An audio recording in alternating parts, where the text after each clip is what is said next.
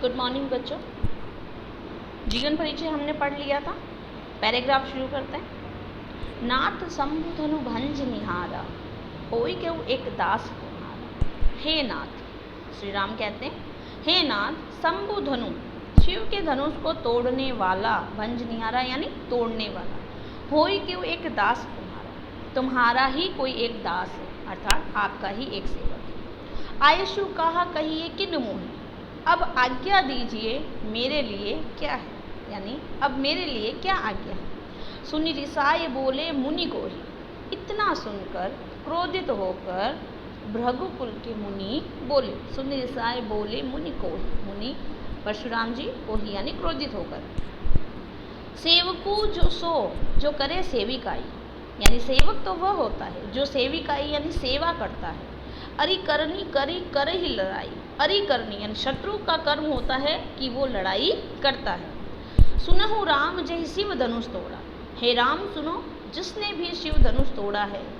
सहस बाहु समसो रिपु मोरा, सहस बाहु एक राक्षस था, हजारों सैकड़ों बाहों वाले, भुजाओं वाले उस राक्षस के समान, समान उपमा अलंकार, वो रिपु मोरा यानी मेरा शत्रु है। सो बिलगाओ बिहाई समाजा, अब वह इस समाज से, इस समाज कौन सा, राजसभा, इस राजसभा से दूर हो जाए। न ते मारे जेई सब राजा, नहीं तो सारे राजा सारे राजकुमार मारे जाएंगे। सुनि मुनि वचन लखन मुस्काने, मुनि के वचन सुनकर लक्ष्मण मुस्कुराने लगते हैं। हमने पाठ परिचय में पहले ही पढ़ा था कि लखन क्या है, चंचल है।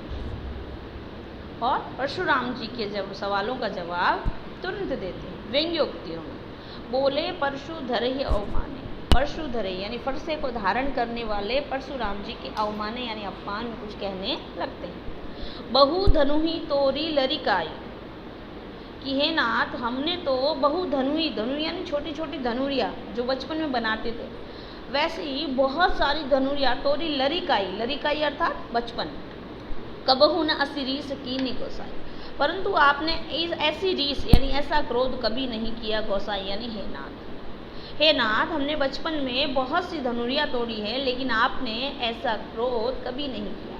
यही धनु पर ममता के ही हेतु, इसी धनुष पर इतनी ममता या इतना स्नेह क्यों है। सुनि रिसाई कह भृगुकुल केतु, सुनि रिसाई इतना सुनकर भृगुकुल के केतु, ऋषि भृगु के पुत्र थे ये, इसलिए इन्हें भृगुकुल केतु, भृगु के कुल का चंद्रमा कहा गया। सुनि रिसाई इतना सुनकर क्रोधित होकर भृगुकुल के केतु यानी चंद्रमा परशुराम जी कहते हैं, रे नृप बालक, हे राजकुमार, नृप यानी राजा, बालक राजा का बालक यानी राजकुमार, हे राजकुमार कालवश तुम काल के वश में हो गए हो। बोलत तो ही न संभार, तुम्हें बोलने की अभी समझ नहीं है। धनु ही सम त्रिपुरारी धनु, ये धनु ही सम अर्थात ये छोटी मोटी धनुरियों के समान नहीं है, बल्कि त्रिपुरारी यानी भोलेनाथ का, शिव का धनुष है। विदित सकल संसार, और इस बात को सारा संसार जानता है। Just clear. अगला पैराग्राफ लेते हैं। लखन कहा हंसी हमरे जाना, लक्ष्मण कहते हैं हंसकर कि हमरे जाना यानी हमारी जानकारी में तो सुनहु देव सब धनुष समाना, हे देव सुनो सारे धनुष समान है, चाहे वो शिव का हो और चाहे वो बचपन में बनाए हुए धनुष हो। का क्षति लाभू जून धनु तोड़े, इंपॉर्टेंट लाइन है ध्यान से देखिएगा। का क्षति, का यानी क्या, क्षति यानी क्षति हानि, लाभू यानी लाभ, जून यानी पुराना, धनु यानी धनुष, तोड़े यानी टूटने से। तो पुराने इस धनुष के टूट जाने से क्या लाभ और क्या हानि हो गई। देखा राम नयन के भोरे, राम ने तो इसे नयन के भोरे अर्थात नए के भ्रम में देखा था। राम नयन के भोरे, यहाँ नयन यानी क्या है, नया, नए के भौरे यानी भ्रम, नए के भ्रम से राम ने देखा। राम ने सोचा ये तो धनुष नया है, ठीक है। और एक दूसरा अर्थ होता है राम नयन के भोरे, कि राम नेत्रों से भोले हैं, उन्होंने तो इसे ऐसे ही देख लिया। तो आप तो एक ही अर्थ लेंगे इसका कि देखा राम नयन के भोरे, राम ने नए के भ्रम में, राम ने सोचा धनुष नया है, नए के ब्रह्म में राम ने देखा, छूअत टूट रघुपति न दोषो, छूते ही टूट गया, इसमें रघुपति का कोई दोष नहीं है। रघुपति कौन? श्री राम। मुनि बिनु काज कर ही कत रोसु, हे मुनि बिनु काज यानी बिना काज ही, बिना कारण ही करिए कत रोसु, रोसु यानी क्रोधित, बिना कारण ही क्यों क्रोधित हो रहे हो। बोले चितई फरसु की ओरा, चितई यानी देख कर, बोले फरसु की ओरा, अपने फरसा जो हाथ में है अपने फरसे की ओर देख कर कहते हैं रेसठ, रेसठ यानी ये मूर्ख, सुन ही स्वभाव न मोरा, क्या तूने मेरे स्वभाव के बारे में नहीं सुना है। बालकु बोली बदहु नहीं तोई, बालकु यानी बालक, बोली समझकर, बदहु यानी वध, नहीं तो ही यानी तेरा। तो है मूर्ख, क्या तूने मेरे स्वभाव के बारे में नहीं सुना है, और मैं तुझे बालक समझकर तेरा वध नहीं कर रहा हूँ। बालकु बोली बदहु नहीं तोई, तुम्हारा वध नहीं कर रहा हूँ।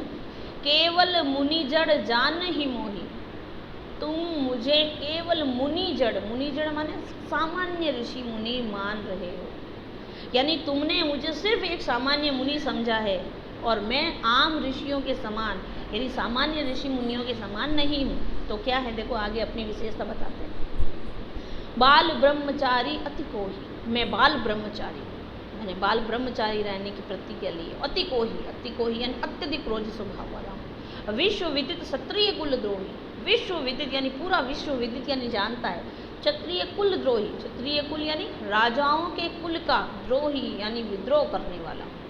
अब कैसे राजाओं के कुल का विद्रोह करने वाले। भुजबल भूमि भूप बिनु कीनी, देखो भ भुजबल में, भूमि में भ, भूप में भ, एक ही वर्ण अगर बार बार आता है तो अनुप्रास अलंकार, यहाँ लिख लीजिएगा अनुप्रास अलंकार। तो भुजबल भूमि भूप बिनु कीनी, मैंने अपनी भुजबल यानी भुजाओं के बल पर भूमि को, भूप यानी राजाओं से विहीन कर दिया, मैंने कई बार इस भूमि को राजाओं से विहीन कर दिया। और विपुल बार, और विपुल यानी सैकड़ों बार क्या दे दिया, मही देव न दीनी, मही देवन का अर्थ लिखना ब्राह्मण, मही देव न दीनी, ब्राह्मणों को दान में दे दिया। सहस बाहु भुज छेद निहारा, पहले पैराग्राफ में भी आया था सहस बाहु, जो सहस बाहु भुज छेद निहारा यानी उस सहस बाहु के भुजाओं को काटने वाला, छेद निहारा यानी काटने वाला। परसु विलोकु, मेरे इस परसे को देख, महीप कुमारा, महीप यानी राजा, कुमार यानी राजकुमार। तो हे राजकुमार मेरा इस परसे को देख, ये सहस्र बाहु की भुजाओं को काटने वाला है। मातु पित ही जनि सोच बस, तुम अपनी माता और पिता को सोच बस यानी शोक के वश में कर दोगे। शोक में किसी की मृत्यु हो जाती है तो उसका परिवार शोक में डूब जाता है। करसी महिष कुमार, महिष भी राजा होता है, किशोर यानी राजा का पुत्र यानी राजकुमार।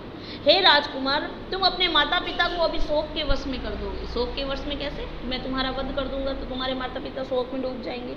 मातु पितहु शोक बस कर ही महिष कुमारा, घर बन के अर्भक दलन परसु मोर अति घोर। अंडरलाइन कीजिए, इंपॉर्टेंट है। घर बन के अर्भक दलन परसु मोर अति घोर, परसु मोर यानी मेरा फरसा, अति घोर यानी इतना घनघोर है, इतना भयंकर है कि उसकी हुंकार से, हुंकार यानी उतनी उसकी गर्जना से, उसकी आवाज़ से, घर बन के अर्भक दलन, घर बन के यानी माताओं के गर्भ में, अर्भक दलन, अर्भक यानी माताओं के गर्भ में पल रहे बच्चे, शिशु का दलन यानी वध हो जाता है। यानी मेरा फरसा इतना भयंकर है, उसकी हुंकार मात्र से ही माताओं के गर्भ में पल रहे शिशु की मृत्यु हो जाती है।